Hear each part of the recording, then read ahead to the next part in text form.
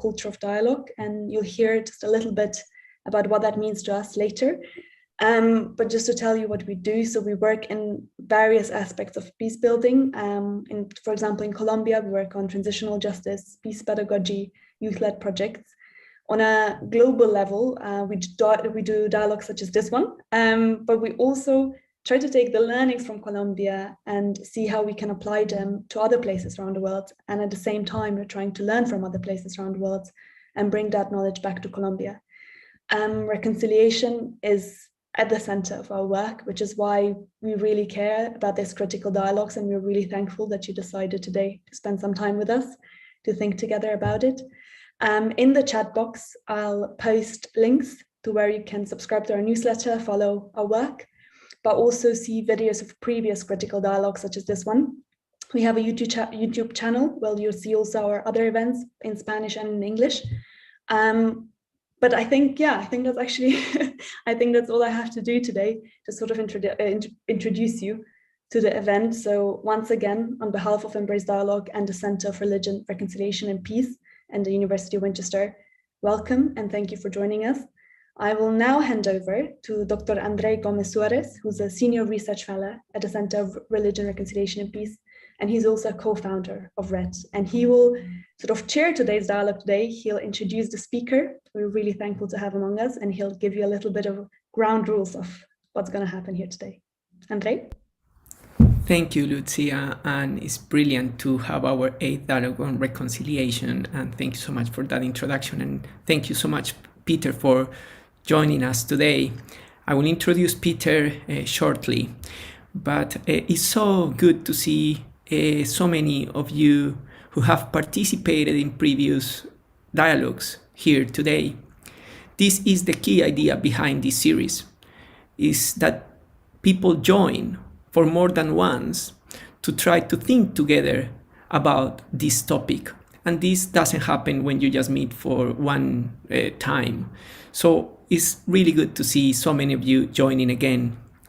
But for those of you who are coming for the first time, very welcome to this space. This is a space of trust. This is a space, it's a flexible space. The Center of Religion, Reconciliation and Peace at the University of Winchester shares a very similar vision than Rodemos el Diálogo does. And for that reason, we deeply value this partnership. The center believes in social justice and compassion to make a difference in the world. The center is the front line of the international work of the University of Winchester in peace and reconciliation and the fight for integrity and justice. And RED has 6 very important principles which align with the work that we want to do and are the core of what they call creating a culture of dialogue. And those principles and that culture of dialogue is the cornerstone of our dialogue today. So let me name those principles so that we, all of us, keep them in mind in the next hour and a half.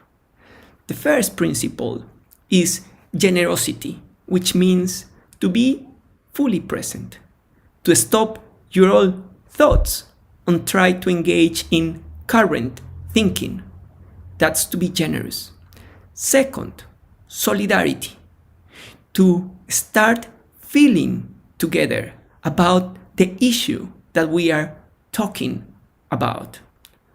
The third principle is co-responsibility, which means that we have to hold this space together. We are in this hour and a half together, and your talk and your listening is absolutely fundamental for this dialogue to work. Fourth is honesty.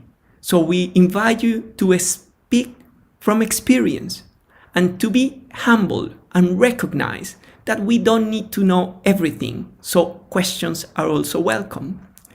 The fifth principle is respect, and is to try to see your own reactions to other people's assumptions and suspend your judgment.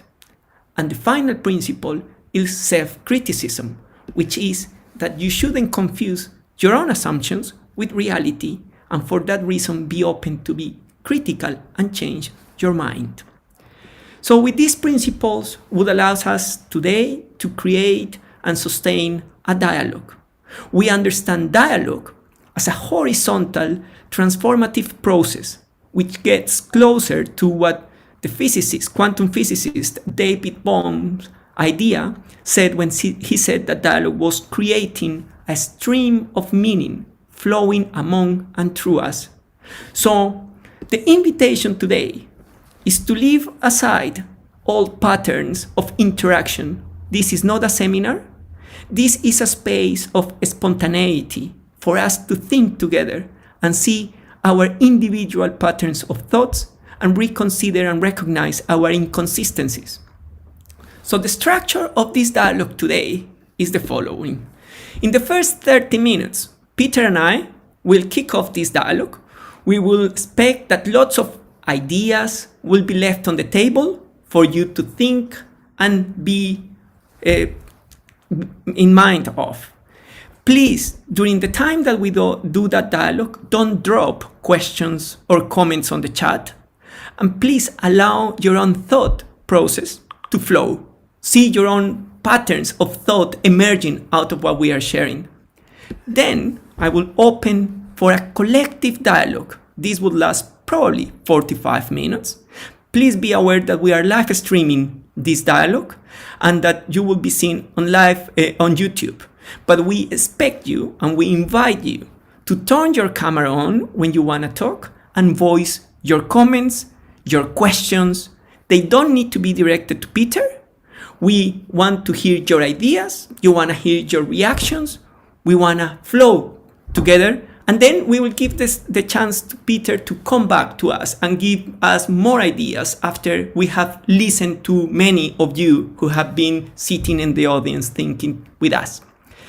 Then, in the last 5 minutes, I will try to wrap up and offer some food for thought out of what has emerged in our dialogue today, so that the stream of meaning can continue after we have left this space. So without further ado, let me introduce and welcome our guest to the 8th Critical Dialogue on Reconciliation. I have to say that he's a good friend of mine. We've been working for a while and it's a total pleasure, Peter, to have you here. Peter Drury is the representative of the Colombian Truth Commission, or the Commission for the Clarification of Truth, Coexistence and Not Repetition in the United Kingdom. He is a PhD candidate at the Center for Critical International Law at the University of Kent. His research on overcoming structural injustice in Colombia studies corporate crimes. Peter is a human rights researcher and campaigner. Much of his research work over many years has focused on Colombia. He worked in the Colombian research team of Amnesty International for more than 20 years. And he also worked for Oxfam and Global Witness and at Peace Brigades International as a volunteer in Colombia. He's got MAs in Latin American Studies and International Law at the University of Liverpool and so as University of London. So as you can see, we have a fantastic guest today to ignite this dialogue, and we are gonna now start.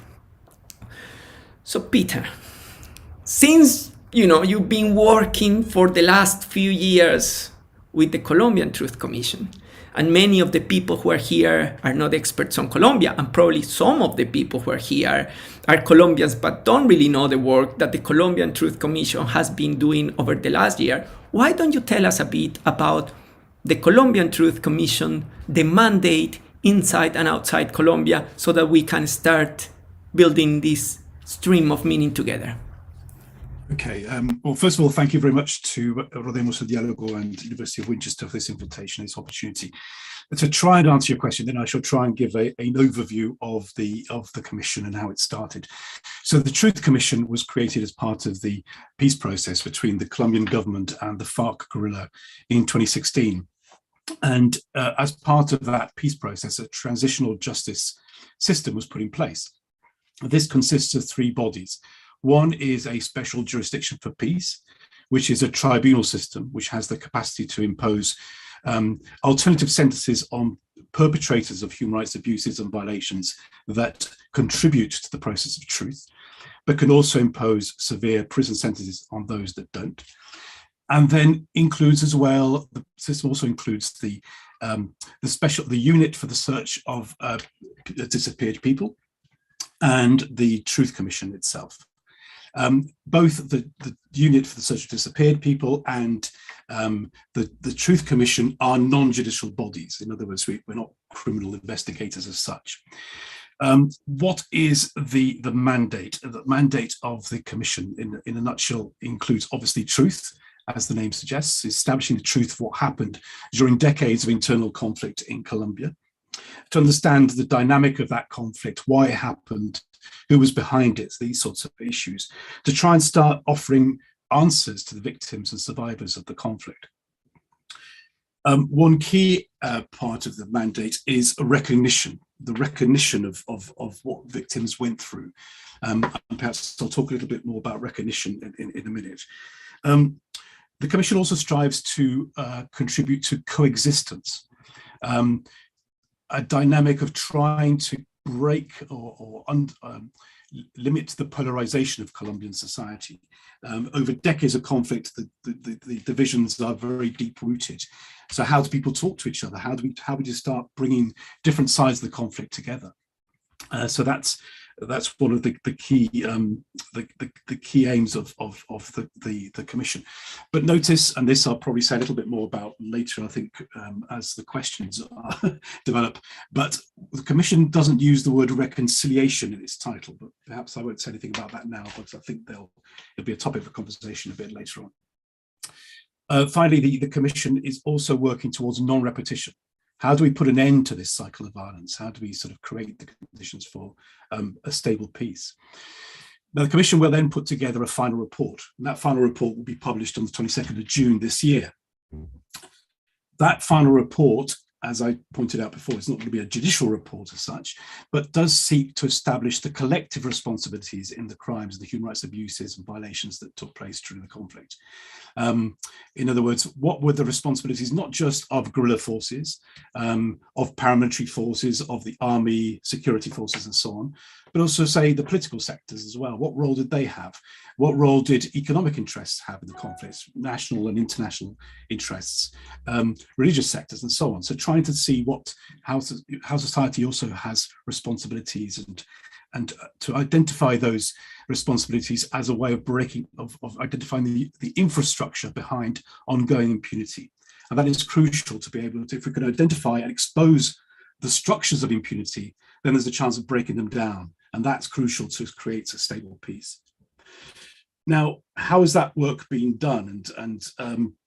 Well, as the Commissioner, Dr. Carlos Berenstein, has said on many occasions, the jewel in the crown, if you like, of the work of the Commission are the testimonies of survivors and victims to human rights abuses and violations. And the core then of the work over the last few years has been collating testimonies of survivors, victims, but also of perpetrators and also experts and so on, to try and build up a three-dimensional picture of the conflict, the whys, the whos, the why, how did these things happen during the conflict. And this Commission has also put in a lot of emphasis on trying to understand the differential impacts of the conflict. In other words, how does the conflict impact not just, say, the direct victims of human rights violations or of men, for example, but also women? What's the specific impacts on women, on children, on different ethnic minorities and groups, communities? How does the conflict impact on them? And so, for example, we know that for many years, many women have been the subject of serious sexual abuse and other violations, because armed actors have repeatedly used control over their bodies in terms of sexual violence as a way of expressing territorial control, political control, but also enhancing terror. And that is part of the story that needs to be told and needs to be exposed. Another dimension of this work that makes this Commission possibly stand out from previous Truth Commissions is the big effort this Commission has made in trying to expose and document exile, the recognition of exile as one of the violations of the conflict. And with that in mind, the Commission has put together, over the last few years, put together teams in different countries around, it's now working in around 24 countries. And those teams are made up of NGOs, but also of exiled Colombians in many cases, of victims themselves. And they have engaged in a whole series of different types of work, from organizing events to recognize and to speak out publicly about what happened to them and so on, but also to collate the testimonies. And that just draws attention to one particular characteristic of this Truth Commission. One of the key aims of the work of the Commission has been to directly involve the community of victims and survivors. This is their commission to some extent. You must look at it that they should be fully involved in this work, not just in telling their stories, but also in helping to organise different events. So in terms of testimonies, they've been collated by teams often made up of survivors of human rights abuses who went through specific training, and then in different countries they've engaged in the different interviews. I don't know whether perhaps I could say a little bit more than just perhaps to pick up on the point that I said I'd talk a little bit more about, which is recognition. So for years, the Colombian conflict, the victims and survivors of the conflict have faced impunity. They have suffered different crimes, and yet those crimes have not been investigated. The perpetrators have managed to carry on carrying out threats and operating as usual. The message, impunity, has been integral to the different military tactics and conflicts, probably in other conflicts as well, but just talking about the Colombian conflict. Impunity is not an accidental factor. It is part and parcel of the conflict. It is there also to enhance terror tactics. The message is to the survivors of human rights violations, say people whose relatives have been killed or threatened. The message is, well, what are you going to do about it? If you denounce this killing, this threat, the same thing will happen again. It will happen to you. In fact, also, who are you going to complain to anyway? If you complain to, nobody's going to investigate this. Nobody's going to believe you. Potentially, on the few occasions when people have gone to the authorities to present complaints, so often they've been killed on the way out of the offices of the judicial bodies, or when judicial investigators who've been diligent about their work, they themselves have been threatened. So impunity is not an accidental factor.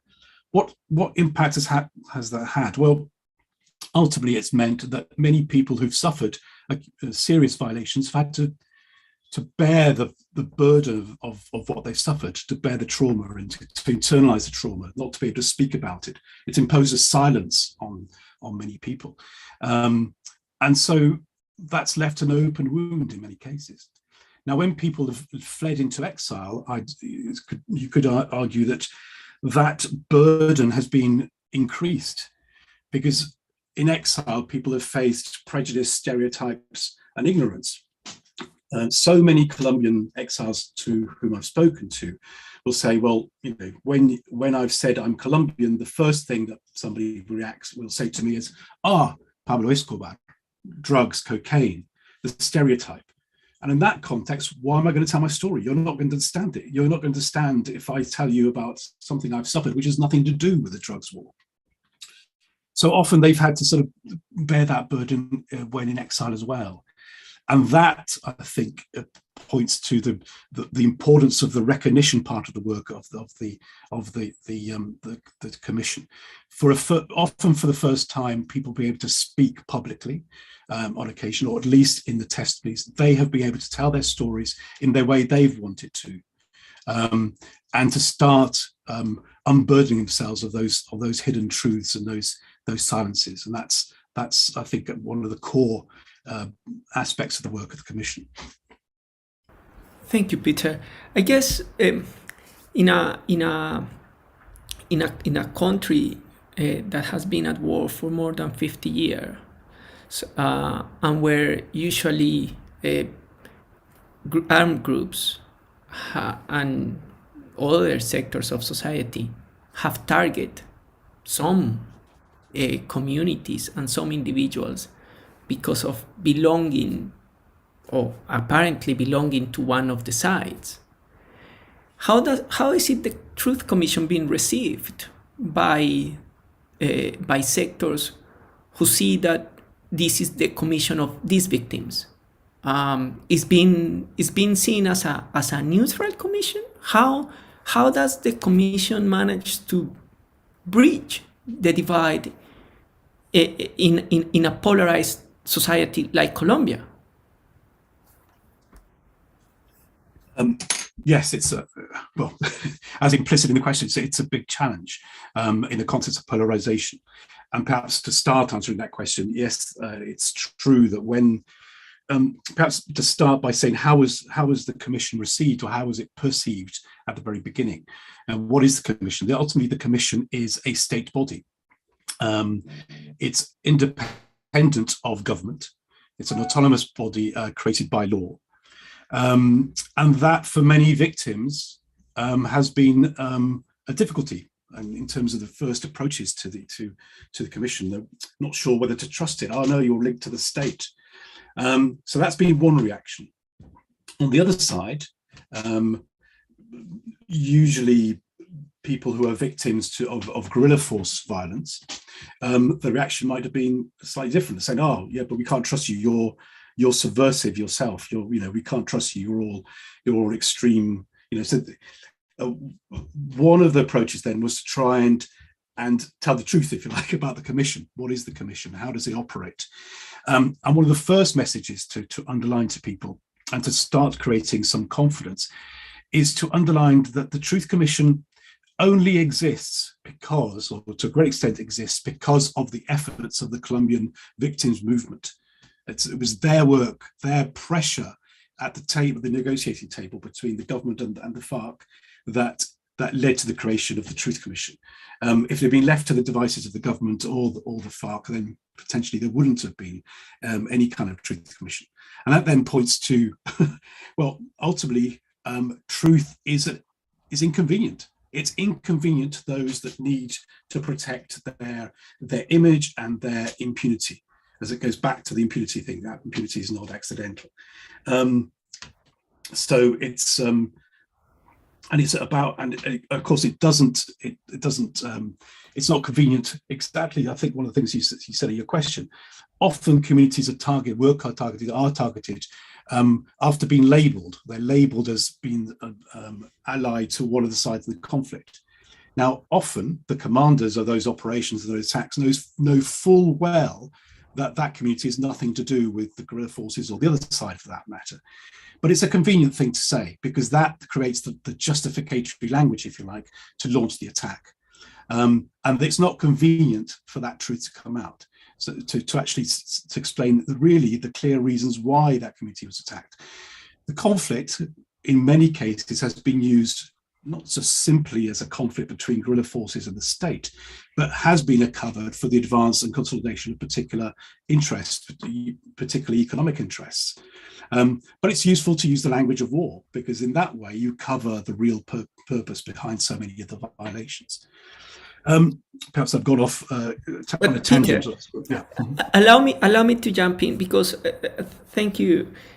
In a way, you've been mentioning a lot the importance of truth, and I guess one of the title of this dialogue is reconciliation in exile. So there is a tough question because so many people say that truth polarizes, that truth divides. How do this commission, or the work that you've been doing, because really you are not here talking on behalf of the commission, but you've been working with victims outside Colombia, and you've been helping to document these cases. And it's quite funny that when I mentioned the commission, I said the name of the commission hasn't got the word reconciliation but the word coexistence.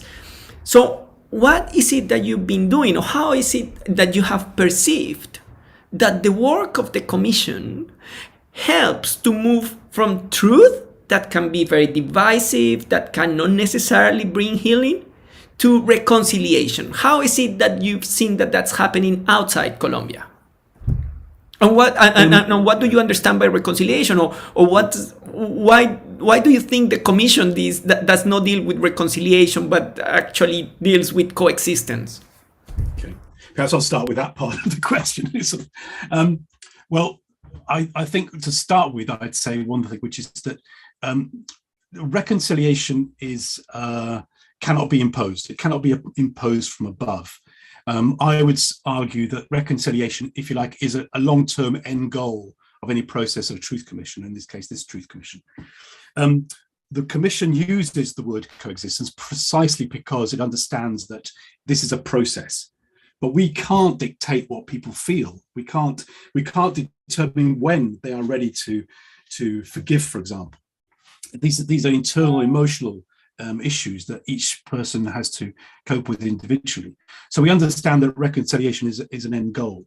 And I would argue that previous processes have attempted to do that, just that, imposed reconciliation. And I would argue that the previous processes were dominated, if you like, by the perpetrators, who dictated the limits or the extent, if you like, of their own impunity. This process is different because, as I say, the victims had a big role in the creation of the Truth Commission. And by combining, I think, some hope of understanding the whys, the whos and hows of the conflict, so people can gain a great understanding of what happened to their relative, why did that happen, with the possibility through the sort of special jurisdiction for peace of criminal sentences or acknowledging of criminal sentences. There's a useful mix where the state is acknowledging what happened to people, but not saying to them, oh yes, you must forget and forgive. We understand that's a very long process. And it goes back to this, I think I mentioned before, that because people have gone through serious trauma in many cases, they have an open wound. They've had years of silence imposed on them. And you can't expect people to suddenly forget everything overnight. They have to work through those traumas and they have to be able to understand. So how then are we trying to work? Is the work helping towards or moving? I think the way to answer is to say that, so we're not, one thing I should have pointed out, the mandate of the Commission, of course, is limited. And because reconciliation is a long-term process, we can't possibly sort of put reconciliation in the title of the Commission, because we realise this is a very long process, and it's a process of healing that will take time. For some people, it may be quicker. For some other people, it'll be longer. So rather than that, what the Commission, I think, is doing is putting Colombia on course for the end goal of reconciliation. So it's more about doing that, putting it in the right tracks. How to do that? Well, I think that then ties in with what potentially could be reconciliation. And no doubt there's lots of definitions of reconciliation is. But I would argue that it includes, well, what it isn't, first of all, is something that's imposed from above. Secondly, it's something, but it is something that includes the possibility of people understanding the why they suffered what they suffered, who was behind it, possibly the why they suffered what they confronted, and also to understand this is not going to happen again.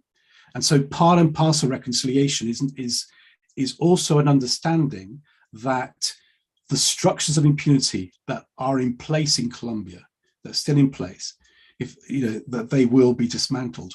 Now that links to the recommendations of the reports that will come out in June, and the hope that decisive action will be undertaken by the Colombian government to fully activate those recommendations, but also the international community to make sure that the Colombian government acts decisively to break those structures and the infrastructure that has led to the violence. The other thing ties in as well, reconciliation ties in with that recognition theme that I mentioned before. The fact that I know now, not just that I can give my testimony and be believed and heard, which is one of the things that was a core to the process of taking testimonies down, which underline these testimonies were discrete processes. They weren't public. They were in one-to-one processes with the Commission. But the point about them was that they were meant to be done in such a way as to dignify the victim, the survivor. They themselves should be dictating how the interview was held. They themselves were guiding how their story was going to be told. That was the aim of those interviews. These interviews were not meant to be interrogations. Secondly, though, a recognition through the different activities that the Commission has been undertaking over the last few years.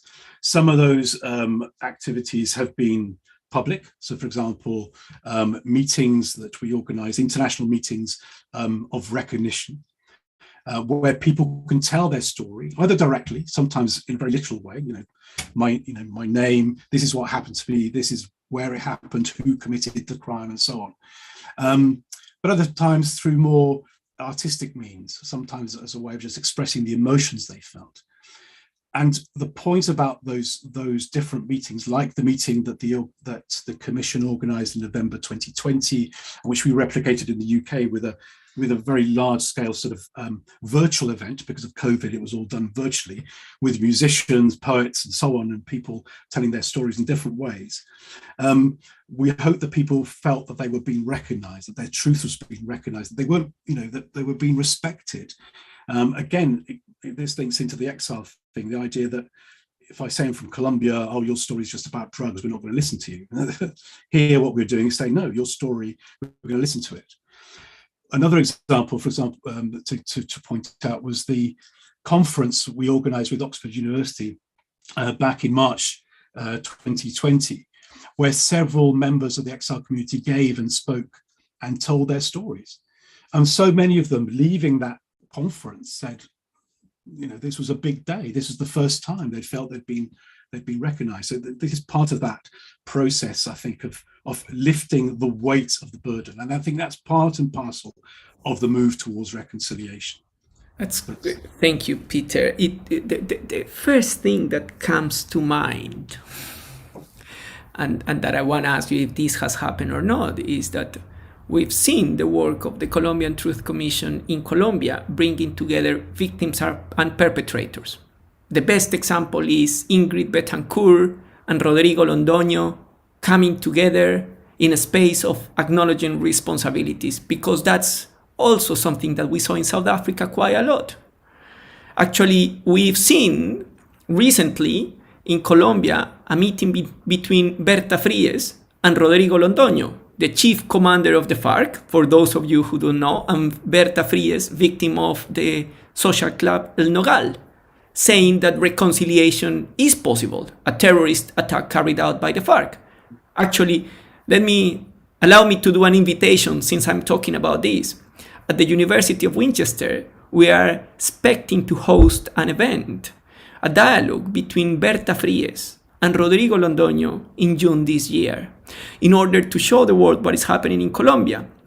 But what I wanted to ask you in terms of this, and mentioning that, we universities are trying to do that, have you, in the events that the Truth Commission has organized outside Colombia so far, have you managed to bring perpetrators and victims together? And I guess I'm asking you this question because one thing is to do this in Colombia, and another thing is to do this outside Colombia. I have been helping the work of the Colombian Truth Commission. I've been documenting before. I've been supporting Peter in the work that they have done. I've been talking to victims of state violence in Colombia for the last 15 years. And I know, doing that work, that many perpetrators left Colombia and are in European countries, but they are not willing to unveil their identity. They don't necessarily, are willing to acknowledge responsibilities. So my question is, has something like that has happened, or is something that is still to happen in order to continue working towards reconciliation of Colombians outside Colombia? First of all, I should say, I personally haven't been able to organise any of such meetings, so I can only talk about the sorts of examples you've given, the case of the victim of El Nogal and of relatives and Londoño and so on. But I think what I do know is that we have managed to bring together not so much the perpetrators, but people, the different victims of the different groups Now, in themselves, you'd think there'd be a division, but that's been an important part of breaking the polarization. Oh no, my father was killed by the FARC, or mine was killed by paramilitaries. We can't talk together. But the point about this work has been to say, well, look, the criminal may have been different from a different group, but the human emotions behind the story is the same. Ultimately, how I feel about my father being killed is the same, whether somebody's killed by the FARC or the security forces. So I think we've done that, and I think there has been a process of bringing people together in that sense. And to answer your question, I suppose I can just point to those other examples you've given. I know that the Commission in Colombia has made a lot of efforts to bring FARC leaders to the table to discuss and to express some kind of expression of pardon, of asking for forgiveness. But perhaps this is an opportunity for me to point out that's perhaps a slight difference. When I talked about imposing reconciliation, those processes before about imposing reconciliation were designed, I'd argue, I'm referring to previous legislation related to paramilitaries back in the 2000s. I would argue that some of that legislation was really more designed to cover up the role of the state and so on in paramilitarism. But it was much more about the victim, the perpetrators dictating the limits of their impunity. In these cases that you're referring to, what the key focus there is the perpetrator asking for forgiveness, not necessarily receiving it. At least there's a dynamic there where the victim has a choice. It's not been imposed upon them, and I think that's the key thing. That there is opportunities to discuss and understand. So my own experience here in the work in the UK has been at least tangential, but it's been in terms of bringing people from different backgrounds together and seeing that they can work together, and in that sense, hopefully to move towards an end to polarization and this idea that, oh no, well, because I fled because of the crimes of the FARC, I can't talk to people that fled because of the crimes of the paramilitary, for example. And I think that's been an important part of the process of healing wounds, I think. Brilliant. Thank you, Peter. I think I'm gonna sort of offer some thoughts that are coming into my head and ask you a final question before I open up the floor for other people to start coming into this dialogue. So, just please, for those of you who have been having lots of ideas or questions or thoughts that you want to share, start thinking about it. And if you could write your name in the chat saying, or just me, or putting your hand up so that I know which order you are going to participate, that would be amazing. So, please keep this in mind as we are moving into that part of the dialogue after this. And I would say, like, you're right, Peter. I mean, actually, when I think about the event that was organized with Ingrid Betancourt and Rodrigo Londoño, the event itself created lots of polarization, lots of unhappiness. Even Ingrid Betancourt was unhappy with the way how Rodrigo Londoño sort of participated in that event, and how other members of the FARC also went to the stage and sort of tried to talk about what had happened to them and to try to bridges with the victims, and they felt that it was not enough. And many people and many Colombians who were seeing this event through digital means and through television somehow felt that probably that event that was aimed to try to show that reconciliation was possible, that victims and perpetrators could come together and start paving that way. Some people probably were left with the opposite opinion, and it's like, no, this is not moving forward. We are stuck here. These guys are not willing to recognize the wrongdoings on the past in the terms of the victims, and the guys, and the victims demanding something very specific about how the forgiveness needs to be done. And then, you start fixing these two identities of victims and perpetrators, and these public events create very serious challenges that sometimes, instead of really paving that way, become an obstacle for other sectors of society that interpret that in different ways. So this is a very, very serious challenge.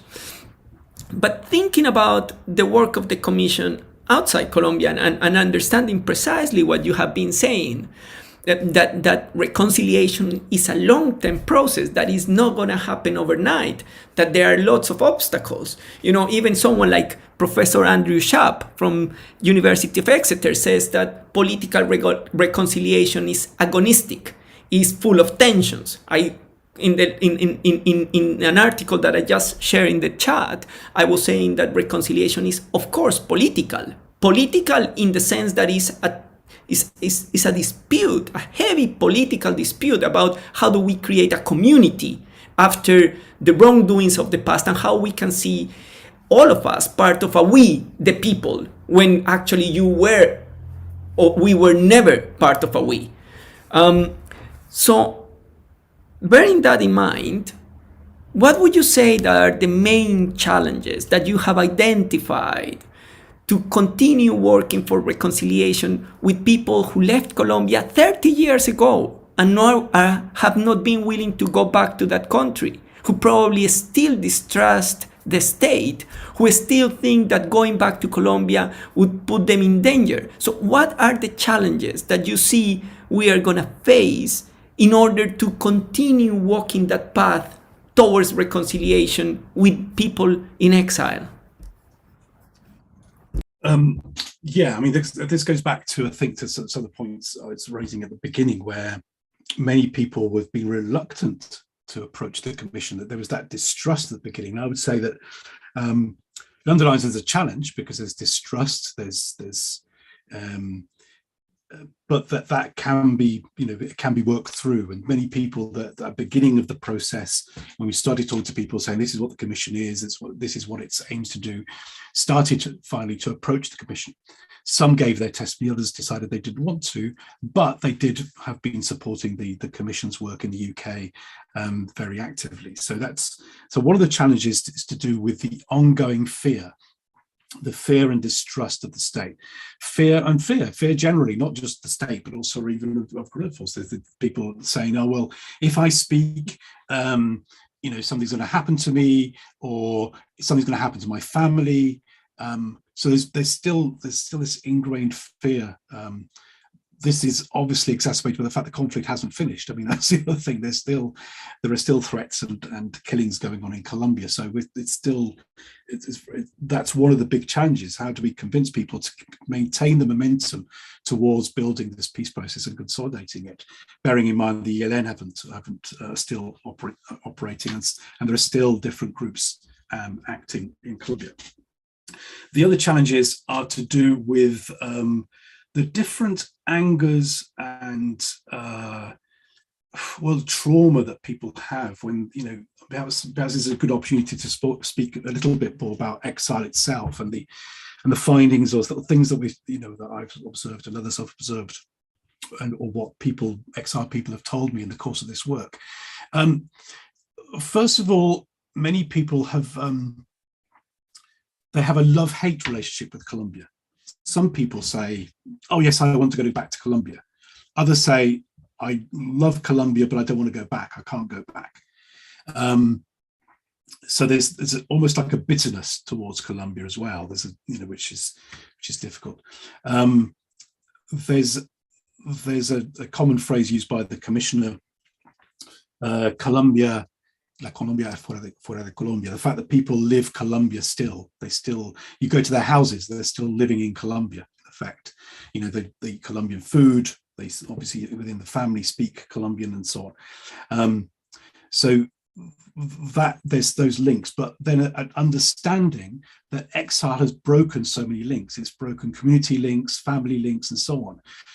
Often there's tension between the families that were left in Colombia and the families that moved away. There's a bitterness towards them. Oh, look, you led to danger for us. Or sometimes there are negative sort of stereotypes about people that seek exile, that say, oh yeah, you left for Europe and you're living in a really rich country now, so you're very rich, when actually the opposite is the case. So many exiled people have had to abandon careers, seek work in cleaning jobs and so on, where they were badly paid, not unionized, and so on, partly because their professional degrees weren't recognised in the UK, say, for example. So that's been very difficult for many people. And that's led in itself to a built-in anger and a resentment, and then a difficulty of working with people who somebody who was very active suddenly is not active or doesn't have opportunities to remain a community leader. And then it results very difficult to coordinate. It can be difficult to coordinate with them. So there's one of the challenges, how to bring people together and work together to try and undertake the different sort of exercises the community, the Truth Commission has been trying to undertake. That's been a big challenge. These tensions, which are not political, they're personal, and sometimes they've got nothing to do with the conflict as such. They are a result of the conflict, but they're not political tensions of left wing, right wing. It's simply they're sometimes emotional tensions. So we've had to do things to try and the key thing has been how to overcome them is how we involve people, how we get people, how we invite people to participate. On one level, but also how to realizing through the course of the interviews that so many people require psychosocial support. So there, perhaps I'll take a quick opportunity to show you a couple of pictures that just to give you a couple of examples of the things that we've been doing, if that's possible. And so behind me, these are arpillera dolls. So these were created by women, mainly women, in workshops that were carried out last year.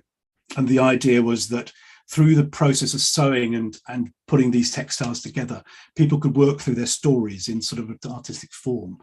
And then we took these dolls to Northern Ireland and met with people, activists in the Northern Ireland peace process, but also undertook sort of seminars and so on to try and involve people. But again, these were little experiences to try people working through their emotions. They didn't have to tell their story. They told their stories through their dolls. A similar, a couple more pictures of that. Another sort of exercise that we have undertaken in the last over the last year or so was a whole series of writing workshops where we invited people to come together in a social space, practice writing poems or prose, and ultimately the result was a digital book, which you can't see very well, but that's the cover, Exile and Memory. And I think for many people that was a positive opportunity of working together and seeing an end result. So those are some of the sort of tactics. And finally, the psychosocial work that, to quickly mention, we've worked with a professional NGO, it's a Colombian NGO of psychologists who've been working with exiled people in group sessions, but also one-to-one sessions, so people can work through the trauma, hopefully work through the traumas they have. We're conscious that because the Commission has a limited mandate, and the Commission per se is not a medical agency or entity, we're hoping that we can carry on that psychological work support right through beyond the mandate of the Commission, so that people can keep accessing that support. I would also argue that that's one of the recommendations, or something that should be borne in mind for the Colombian government. What commitment has the Colombian government got to the exiled community? The failings of the Colombian state of not providing adequate protection has meant that many thousands, hundreds of thousands of people have fled the country, many with psychological sort of impacts. And where is the support for these people? Why should they be paying for this support? There should be as a long-term support as part of the process of moving towards reconciliation.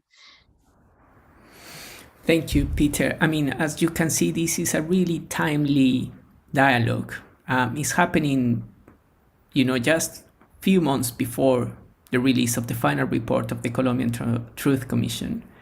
And I guess now we can open the floor for you to have the chance to offer your thoughts or your questions, and to try to move forward with this in this great opportunity to be talking about something that is ongoing. It's pretty much ongoing, and as Peter is saying, in June 2022 this year, we will be able to see a final report with recommendations of a Truth Commission that has put a humongous effort compared to any other Truth Commission in the past of trying to document and to work with people in exile.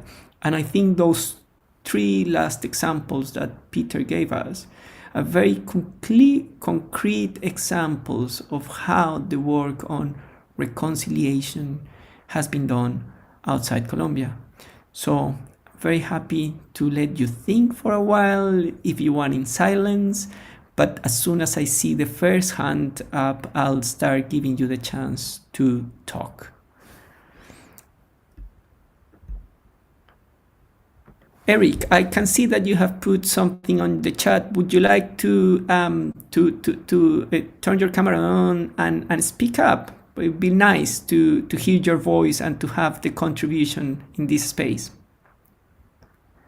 Or do you want me to read it? Yeah, please unmute your microphone.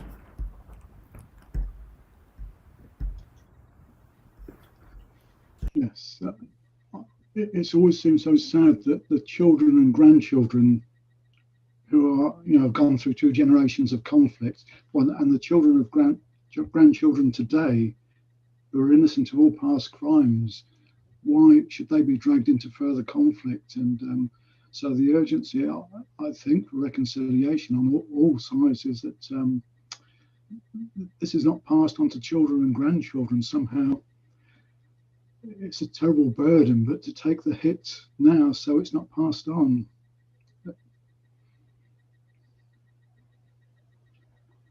Thank you, Eric. That's great. As an incentive. Horrible thing to say, sorry. But you're absolutely right. The intergenerational dimension of reconciliation, this is one of the key elements, and probably Pete later on, if he wants, could add a bit of the work that's been done with the second generation in particular, because the second generation of people in exile could be a really interesting thing. So let's go to Evelyn now. Thank you, Eric. Yes, thank you very much. This is my first introduction to this topic. I'm from Canada, and I'm involved in an organization called the Global Alliance for Ministries and Infrastructures for Peace, working in Latin America, and we're holding a summit in Colombia. So this is why I approached you to understand better. What I was particularly excited about in this discussion links back to what we do as an NGO, which is looking at peace professionalism based on Galtung's definition of somebody who works both from the skill set, from the mind, and also from the soft skills, the emotions. And our organization has spent many years thinking about how to do a practical assessment of core values and key competencies for peace building. And it strikes me just from Peter's work and approach and discussion that the Truth Commission is in fact embodying that principle of working from the clear need for competencies, but also that it is impossible to do effective work, effective professional work, if you don't also bring into it the personal. And for that, you need a very particular skill set. So what we've been trying to do at the individual level, I'm talking through my hat because I don't know anything about the subject, but that is my first impression, and I am so grateful for this opportunity to learn. Thank you, Evelyn. It's so lovely to hear that. And the only thing, I agree with every single thing that you said. The only thing that I would say is that this is not a discussion. This is a dialogue. But with that, I know that we're used to say that discussion is the same as dialogue, but here we are trying to precisely hear your thoughts, and it's just so beautiful to hear what you are thinking out of what Peter has just shared. And I'm pretty sure that it's also enriching a lot the thinking process of Peter. So amazing. And with that, let's go to Juan Posada.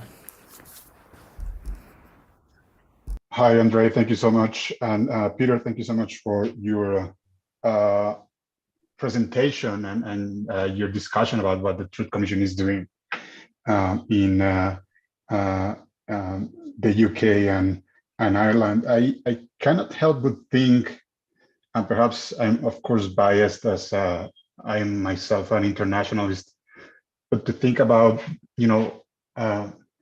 the boundaries of truth somehow, like there are some time boundaries that the Truth Commission has to follow, but there are also some spatial boundaries in terms of where the work of the Truth Commission is going on.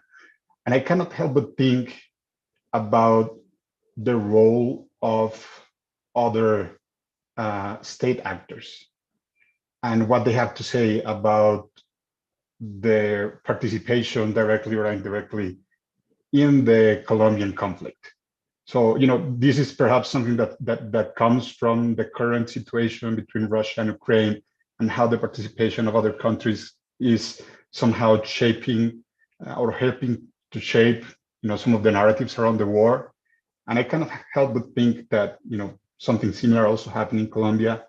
So just two questions, one related to time and one related to space. Related to time is, what would you think is, coming after the Truth Commission presents the final report? What should happen, and how we can help, in next steps as embrace dialogue. And from the spatial point of view is, how do we get to document or to know, what happened in different stages, not necessarily supporting the war effort, but I'm thinking about, how dialogues also happen in Tlaxcala, in Caracas, in Quito, in Oslo, in Mainz, and the roles of these different international partners in supporting the efforts of Colombia towards, reconciliation and of course, truth. So just, I leave it out there. I know it might be like a super complex question, but what is in my mind right now. Thank you. Thank you, Juan. And by saying what you just said, it comes to my mind that whether the Truth Commission is gonna also tell us a bit about the role of other countries in the armed conflict in Colombia. I mean, we know from the past that transnational companies based in the US, like Chiquita brands, sponsor paramilitary groups. And the US, it's always been like a transnational company like that. But what about the counterinsurgency campaign and all these people who were trained in the US, in the School of the Americas, who went back to Colombia and set up paramilitary groups? Is that something also that the Truth Commission is going to be willing to put the finger on? And I'm not going to go back to you yet, Peter, because I know that you will try to go back and respond our questions, Juan's questions and mine, and that's not the idea of this dialogue. So what I'm going to go is to go straight to Simon Keys, who's probably going to just shift the direction of this stream of meaning. Simon. Not really, but I found in looking at other truth commissions, and I know very little about the Colombia one, but there's been a need to consider the nature of truth, and there have been some quite big debates about what truth means in transitional justice, and how you put alongside, factual forensic truth, other types of truth, social and dialogic and personal truths, various other things. So I'm just curious, and I guess this is a question, I'm sorry, to Peter, rather than a contribution to the dialogue, but I'm just interested to know whether that's something that you've had to consider, or whether there's a simple consensus around what truth might be, and particularly for such a lengthy conflict where there's such history, there's such big issues of memory and so forth. I'm just interested to see whether that's something you've had to wrestle with. Okay, so we have had 4 contributions. I see that Isabella is wanting to talk, but Isabella, I'm going to keep you for the next round so that I can motivate other people to join this dialogue. And for the time being, I want to go back to Peter, so to try to come back to us with whatever is in your mind. Don't worry about the questions. Try to, just continue building this with us in whatever way you can before other people join the dialogue. You're muted, Peter. Right. Okay. Sorry. I'll try and sort of more or less refer to the points, but this is so I'll try and give you a stream of consciousness and see where this leads us. One thing I should have talked about a little bit more, and is obviously the second generation, the third generations. I think it remiss of me not to have mentioned this, and I think just to flag up one of the, and this is another challenge, how to approach the second generations, those people who either arrived in the UK, in this case, when they were very young or born here, and have seen their parents suffer, and therefore, in some occasions, have not themselves then wanted to engage with the Commission, or found it very difficult to engage because it's somehow, it was a big challenge for them.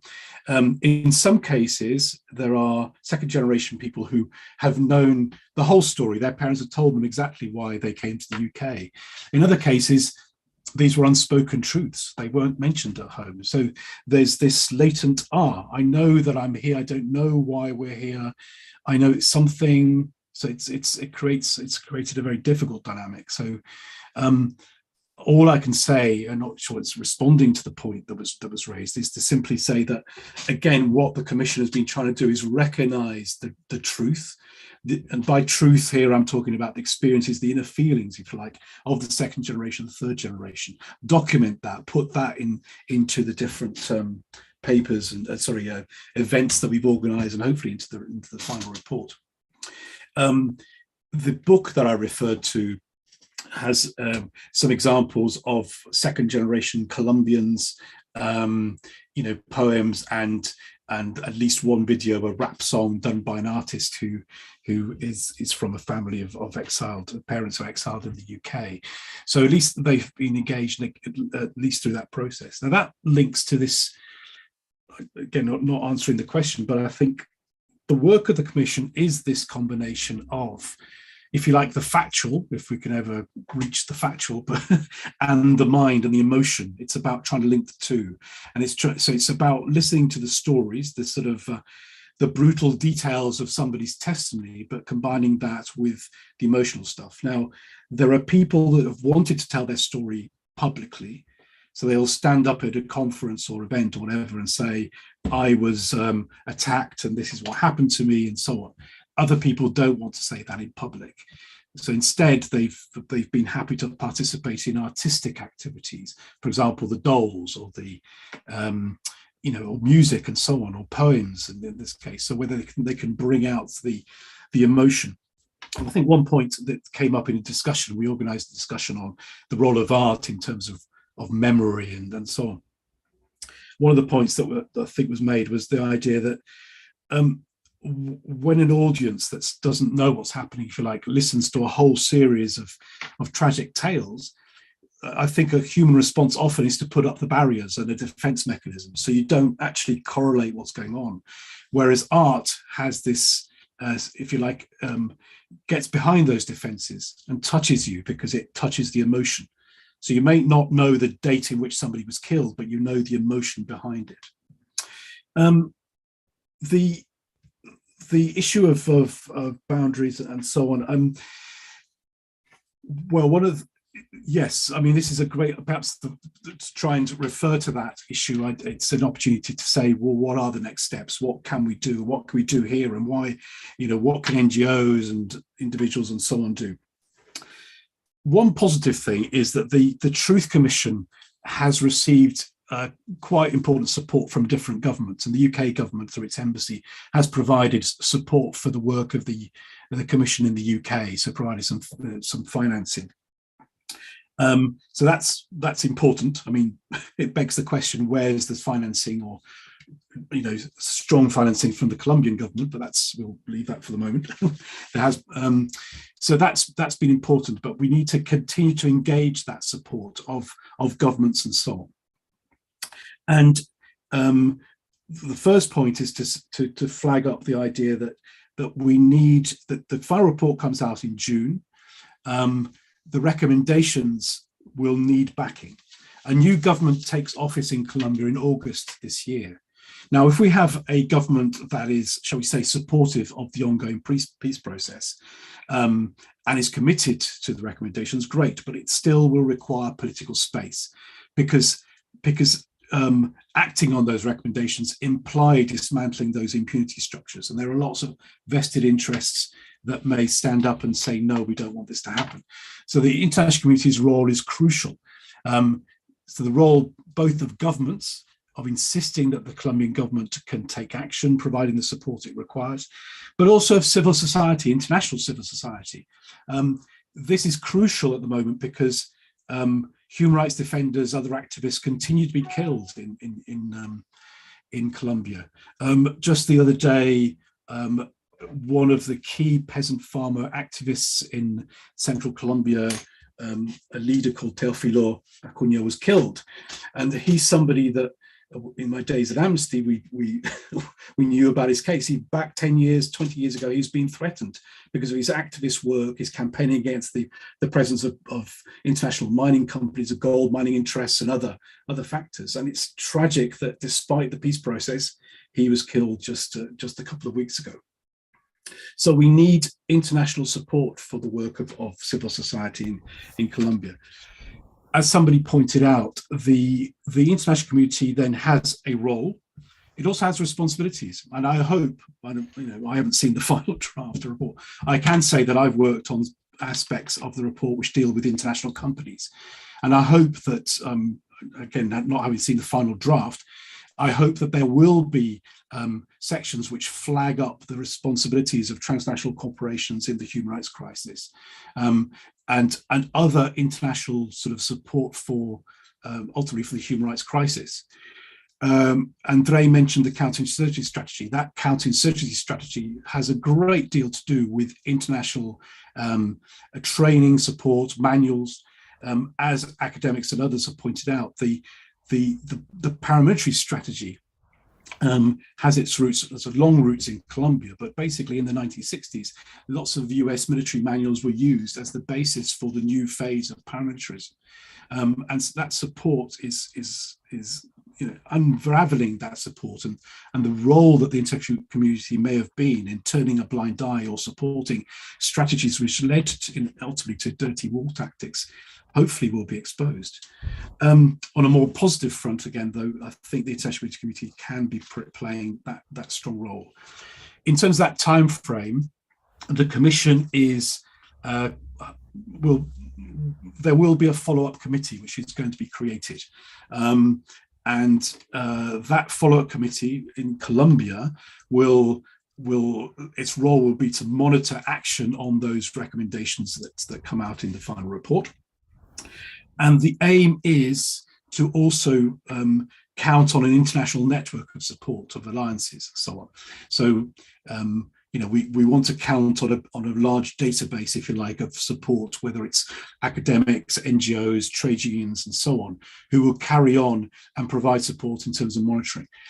And that noise that we can generate, if you like, at the international level is crucial. So, for example, not just press releases, conferences, etc., organised by academia, but also statements made by Parliament, pressure from different parliaments, just the UK Parliament and so on, will be very important, directly to their counterparts in the Colombian Congress, but directly to the Colombian government.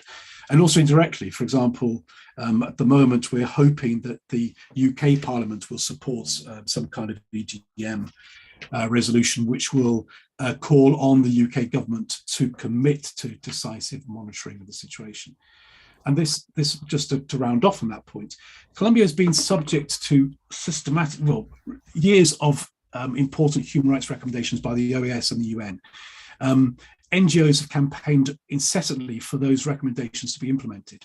These include action to dismantle impunity structures such as the military justice system, or to dismantle paramilitary groups and break their links with the security forces, to protect human rights defenders, for the guerrilla to abide by international humanitarian law, to limited effect.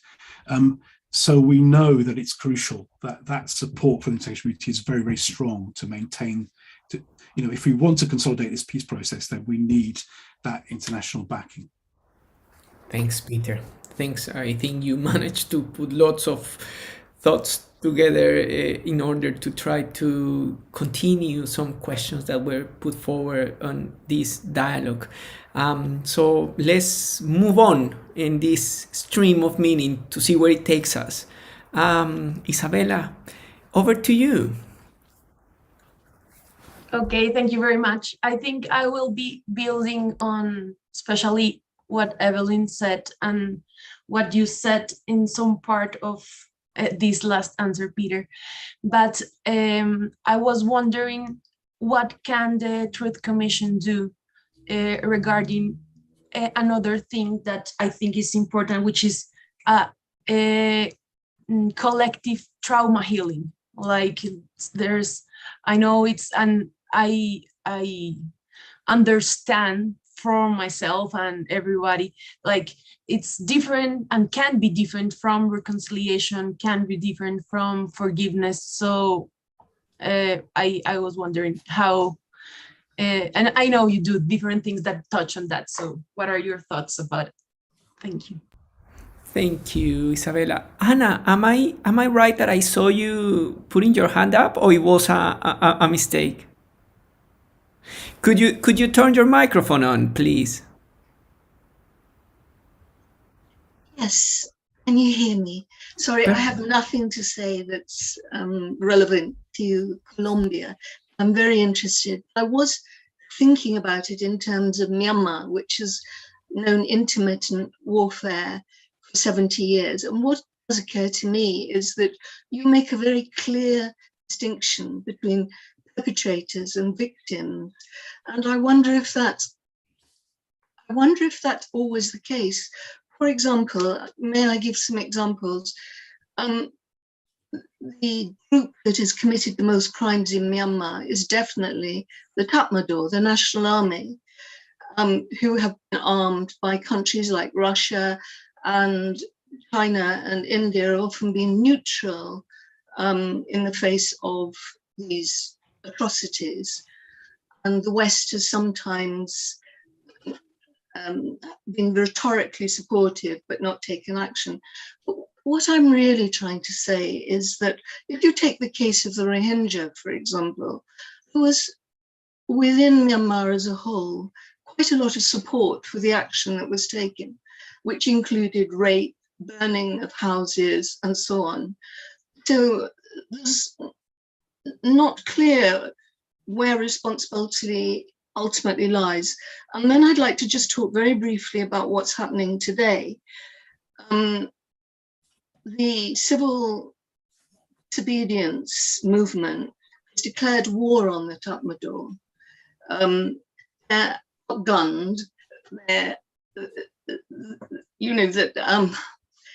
There's no way, they have no air force. The Tatmadaw have all the air superiority, and they've got that heavy artillery. Nevertheless, the ethnic groups and the disobedience groups that are armed are acting as guerrilla forces, and they are killing members of the Tatmadaw and businesses associated with them, their families, and so on.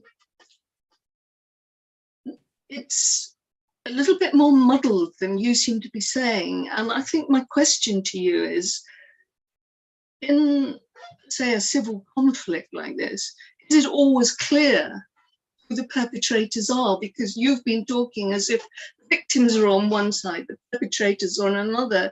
And I question whether this can be so entirely, and where the blame lies. And if you're talking about an army, which is sort of 350,000 men and some women, where do you ascribe the blame? And, do you have to take history, culture, or, how do you pin down? I mean, obviously you can ultimately suggest that it's the generals. Yes, so my question is it as clear cut as you're saying? That's a fantastic question, Anna, and Is I it? think when you think about, and made me think about, when you hear some of the testimonies of FARC commanders, Yes. usually the beginning of the testimony is, we were forced to Yes. fight a war against the state. We are also Yes. victims.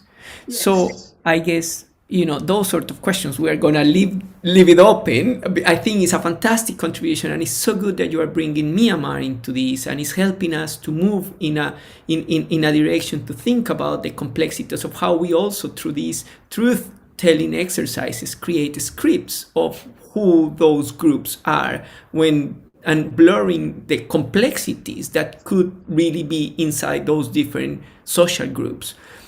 Lucia, I see your hand up, so let's go to you now, please. Thank you, Andre. And thank you all for your contributions. I think I'm going to build upon a lot of what many of you have said, I think, starting with Eric and Isabella and Evelyn as well, and also what you have said, Anna. And I was also, like Isabella, sort of touched by the idea when Evelyn was sharing about working in peace building by using both your mind and your heart. And it makes me think about the incredible skills that people have to have when they work with victims or perpetrators. And it was something that Peter said when he was talking about how giving people a platform, so them being told that their story matters, that they're being listened to, that's the first step to reconciliation. And I like that, and I feel it like it's a wonderful thought, but it was sort of, I'm lacking a why. Where is the connection between sharing a story and that leading to reconciliation? And it makes me like after you guys have spoken, it made me think that maybe it's also when you have a space in where you're able to vocalize and your voice matters, maybe those are the preconditions you need to even express things like forgiveness, like overcoming emotional trauma. And it's just this idea about having the spaces. I'm just very thankful that there are organizations around the world that are creating those spaces. But it also made me think about this space today, where I imagine people like Peter and Andre and the people who work in peace building, you would maybe even privately discuss those topics, and it would be a natural thing because it's something on your mind constantly. But I think for me, often I need to have space dedicated specifically to discussing something, for things to even come to my mind, like a dialogue like this. And so, yeah, I think it's not really a question, more than an appreciation of a space, or the space that the Truth Commission might provide to enable healing. Thank you, Lucia. I see the time, and we are gonna get closer to the end of this dialogue, and I would like to see if is there anyone else who in this space would like to raise a question, make a point, wants to be heard, so that you could let me know if you want to put your hand up, because otherwise what we will do is just go back with these final comments that have been made to Peter, for Peter to offer a final food for thought, and then I will do a wrapping up.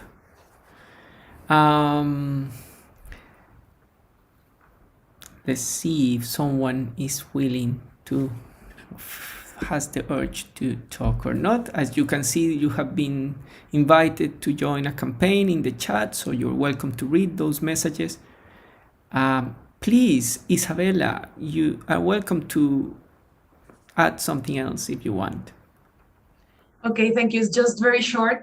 Regarding what Anna was saying, is that's what I like about a gender approach on peace studies, is the embracing or the rejection of the binary between victim and perpetrator, and instead embracing and working on the complexity of the categories. And so it just came into my mind.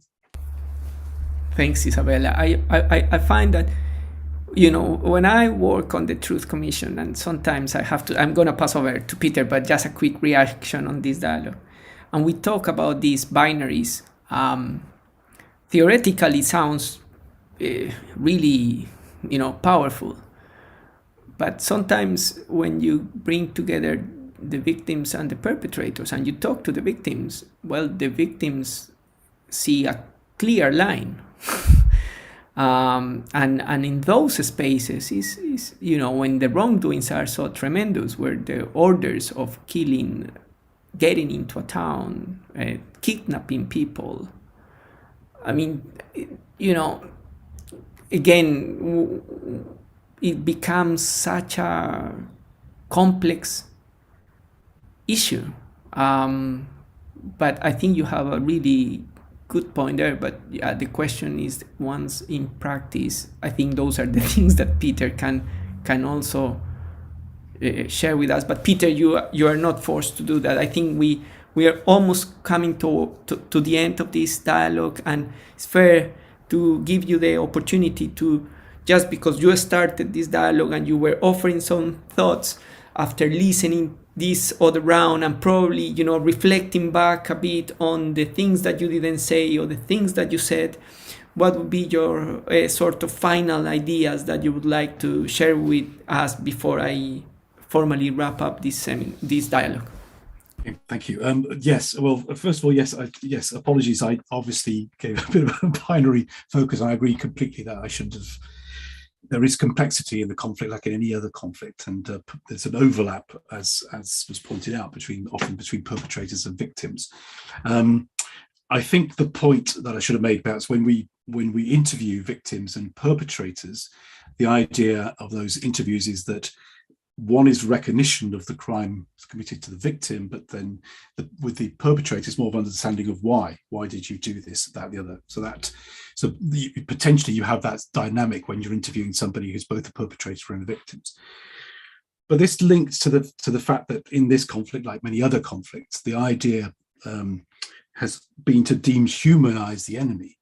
To suggest that the only way to solve the problem is through violence. And I think that's what we're trying to do, and why it's important to recognize the suffering of the victim, to say, well, ultimately it's the violence is not acceptable. There must be another way of solving those solutions. Now, given the traumas faced by people, perhaps it's a human reaction to act as violently against those they accuse of having committed the crimes against them. So anyway, so apologies. Yes, I agree that there is a complexity, and we have to acknowledge that many perpetrators followed the path of, went to became perpetrators because of what they experienced. And one of the things the Truth Commission is trying to understand is exactly the why. What was the dynamic which led you from being whatever it is, a peasant farmer, and led you to becoming a paramilitary commander or a guerrilla commander, and so on, and doing the things that you did. But also, how do we send the message? Well, that's not the way to solve things.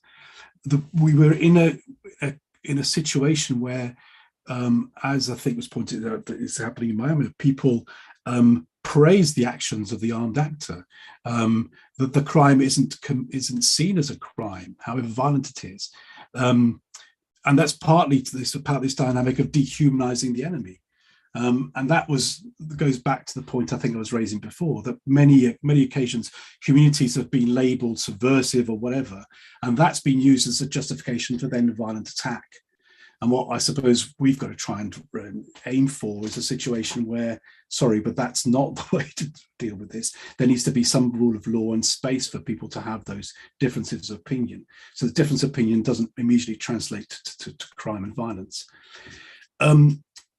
How does sharing a story link to the move towards coexistence? Well, I think it ties in with the whole issue of impunity, the fact that precisely because those stories have been hidden, that truth has been hidden. And to some extent, even though this is going to be a very, very, very superficial point to the question I think Simon raised about what is truth, which I hope to answer in a minute. but to some extent, truth is about exposing what is deliberately hidden by those that want that truth to be hidden because of their particular interests. So perhaps that's part of what truth might be.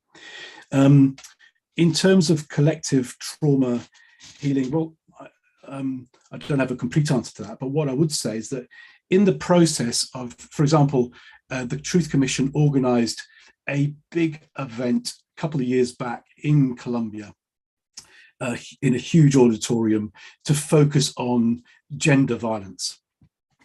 And what was amazing was that there you had people that, for example, well, the very fact of people listening to stories, they themselves have decided they're not going to speak, but seeing other people telling a story which may be similar to their experiences, I think is part of the healing process. The idea that, oh, you know, I haven't imagined this. This is real truth. I can have confidence in expressing this. One of the people at that conference was I think he was a gay man from the north of the country. I can't remember exactly where he's from, but he decided originally that he was going to come on stage wearing a mask. So he was going to give his story anonymously. And when he got on stage, he took the mask off and immediately started telling his story up front. This is the first, I think that process of being in an environment where people are is hopefully empowering as well, and encouraging people to be able to speak up with confidence. And I think that's been an important part of the work. I'm sure I've missed out one of the questions, but that's some of my reactions to the points. And thanks for the opportunity. Peter, thank you so much. The idea is not to answer questions, and probably the first sort of comment that I want to make is a critical reflection on this idea of doing critical dialogues. I think, you know, it's really interesting to see how we can go back to the patterns of doing just a Q&A and end up in a sort of dynamic in which we sort of, you know, have this come and forth, and because we get very enthusiastic about something that you are sharing with us as an expert, someone with a very clear and particular experience. So it is, you know, I can see that there are moments in which we move more into a dialogue and we let our thoughts flow. And we saw that when Evelyn intervened, you know, we saw that when Lucia also tried to gather different things, but also we moved back into the idea of asking a Q&A, and that's probably also showing that a dialogue is not a static process, but it's a process in which you can navigate the different things, and that also puts you in a particular role. Sometimes you feel that you need to be coherent in sort of trying to answer the questions and not necessarily be able to sort of participate in a more free-flowing way because you have a specific role to play. But regardless of the limitations, and understanding that dialogue is not a perfect process, but is just like a stream of water that flows freely sometimes and, you know, goes through different terrains. In this hour and a half, I think we've gone through very different moments, and we have been trying to do that together on a critical topic, which makes me absolutely happy, and I hope it makes you think how important it was for you to be here today. And it's a critical moment for Colombia, just 3 months before the release of the final report of the Colombian Truth Commission. Peter has not only taken us through this process, but has made also a call for action for those of you who live outside Colombia to join forces and to support the work of the Truth Commission. So hopefully that invitation is taken up by some of you in the next 3 months before the final report is launched, but also after, once the report is out. We at the Center of Religion, Reconciliation and Peace, together with other universities, will be organizing an event with other academics discussing the expectations of that final report. That event will be on the 29th of April. So please save the date and keep an eye on Rodemos el Diálogo's social media or email. Please join the mailing list if you want to get the invitation, and you probably will be able to come and hear other academics telling about what are the expectations of what the report is going to do. So that's the first big comment that I wanted to make around this, with ending with an invitation. The second thing that I want to say is that the other terrain that we have navigated with Peter here together is that we have discovered in practice what it means to do reconciliation work with people in exile. It's been fantastic to see how Peter showed us the work of making dolls, or writing poetry, or even doing psychosocial accompaniment. I think that's really important because most truth commissions across the world always disregarded the work with people in exile, and this commission is doing the first effort to do this in a tremendous big scale, 24 countries across the world, and so probably this is a new benchmark for future truth commissions. Thinking about what is happening in Ukraine now, when so many refugees have been expelled, thinking what is happening in Myanmar, thinking about all of this. So, really, I think, thank you, Peter, for offering those concrete examples. And I think we all leave this space enriched with this understanding that we didn't have before. Third, and I think Anna was very good at that too, and with Isabel, is that we could, I hope you did, as I think I did, I could also see the inconsistencies of my thinking and some of the assumptions that I have that sometimes seem natural, like the binaries that we usually replicate without critically thinking about them. So this space was a really interesting space to be able to suspend judgment and say, hey, actually, I'm just following on same patterns of assumptions, creating binaries when actually I'm aware that reality is far more complex than that. And that's precisely one of the biggest challenges for reconciliation. And that's precisely what many people in Colombia don't want to understand, that these binaries that do not exist as that. So many people just want to see the perpetrators of the FARC to be sent to prison, because they are not victims. They are violent actors that don't deserve to be part of society, or they don't deserve to do politics. Okay, but no one sees the drama behind that and the challenges that they are going through in order to reincorporate into society. And some other people think that victims are just the victims of the FARC or the victims of the state. And what we have seen is that many of the victims are victims of multiple perpetrators, both at the same time, victims of the FARC, victims of the state, victims of sexual violence in their houses, victims of cultural violence. Absolutely complicated. And I think the work of the Truth Commission in the final report, and we will see, will be to try to show the complexities behind this violence that has been going on in Colombia for more than 50 years. So I want to finish with the final thing that I wanted to say, and it's a dialogue triggers memories. And when I was listening to Peter about that event on sexual violence that happened in the north of Colombia, a memory came to my mind of me being sitting there in Cartagena in that event, invited as part of the international community, even though I'm Colombian, to witness what was going on. And I think Peter is absolutely right. When you are invited to participate in a space like that, something breaks inside yourself that cannot be understood in a logical, cognitive way. It's something that is transformed in your old brain, in your emotions, in what Daniel Kahneman just calls System 1. So the instinctive being that we have, and something moves your heart in a particular way, and you feel that you need to continue working for reconciliation forever to make something happen in that country. So I hope that with all of this, you have more food for thought to continue swimming through this stream of meaning that we have created today.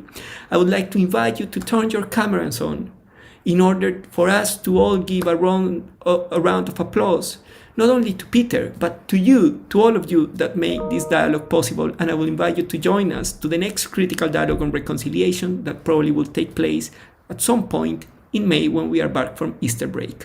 So many thanks, Peter. Many thanks to everyone.